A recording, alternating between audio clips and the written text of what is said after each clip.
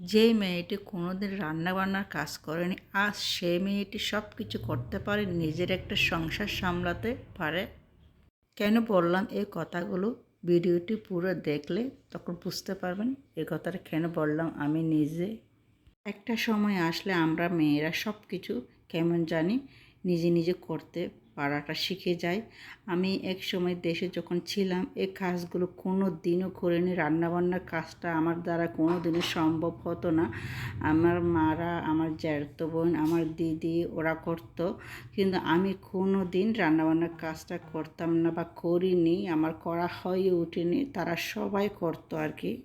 তো আজকে এগুলো শিখেছি বলে আমি নিজে নিজে রান্না করতে পারছি, আপনাদের মধ্যে শেয়ার করতে পারতেছি। এটা আমার কাছে অনেক ভালো লাগছে।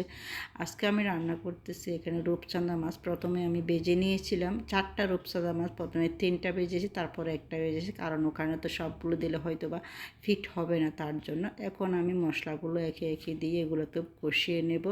আমি জিরে ফোড়ন, গোটা জিরে ফোড়নটা ইউজ করি রান্নার যখন করি, মাংসের ক্ষেত্রেও আর মাছ রান্না করলেও তখন আমি গোটা জিরাটা ইউজ করি প্রথমবারে যখন ফোড়ন দিই আর কি। আর এখন আমি সবগুলো মশলা দিয়ে একটু কষিয়ে নেওয়ার পর এখানে আলু দিয়েছি, আলুটা একটু কষিয়ে নেব।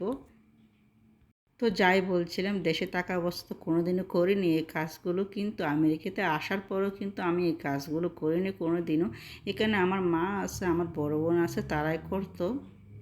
তো আমি কাজে যেতাম, কাজ থেকে এসে শুধু খেতাম, যাকে বলা হয় রাজের দুলালি, সেটাই আমি ছিলাম। বিয়ের পরও কিন্তু আমি এই কাজগুলো করিনি। যেমন আমি যখন নতুন বিয়ে হওয়ার পর দেশে ছিলাম বা দেশে গিয়েছিলাম, তখনও কিন্তু আমি কাজগুলো করিনি। এগুলো কিন্তু আমার যা করতো, আমার শাশুড়ি করতো, আমার করা হয়ে ওঠেনি। আমি তো নতুন, আমাকে করতে দিত না আর কি। তারপর তো দেশ থেকে আবার আমেরিকাতে আসলাম। এটা অনেক বড় একটা হিস্টোরি, একদিনে বলে শেষ করা যাবে না। তারপর তো দেশ থেকে বিয়ে হওয়ার পর আবার আমেরিকাতে চলে আসলাম। আমেরিকাতে আসার পরও আমার মার সাথে ছিলাম, আমার মায়ের সব কিছু করতো, আমার বড় বোনই সব কিছু করতো। তারপরে 1 বছর পর আমার হাজব্যান্ড আসলো, আসার পরও 2 বছর ধরে আমার মার কাছে ছিল, সবসময় আমার মাই করতো। আর এখন তো আমরা আলাদা থাকি মায়ের কাছ থেকে। একটা সময় তো সব মেয়েরাই মায়ের কাছ থেকে আলাদা থাকতে হয়। এখন কীভাবে যে সব কিছু শিখে গেলাম আজও কিন্তু বুঝতে পারি না। এই তো নিজের হিস্টোরি বলতে বলতে আমার রান্নাটা শেষ হয়ে গেল। আজকে রান্না করলাম রূপচাঁদা মাছ দিয়ে টমেটো আলু দিয়ে ঝোল।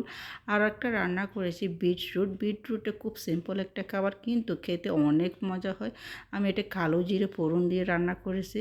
তো আমার মতো আর কারা আছেন রাজের দুলালি যে আগে কোনোদিন রান্না করেননি বা এখন রান্না করতেছেন, জানাতে ভুলবেন না।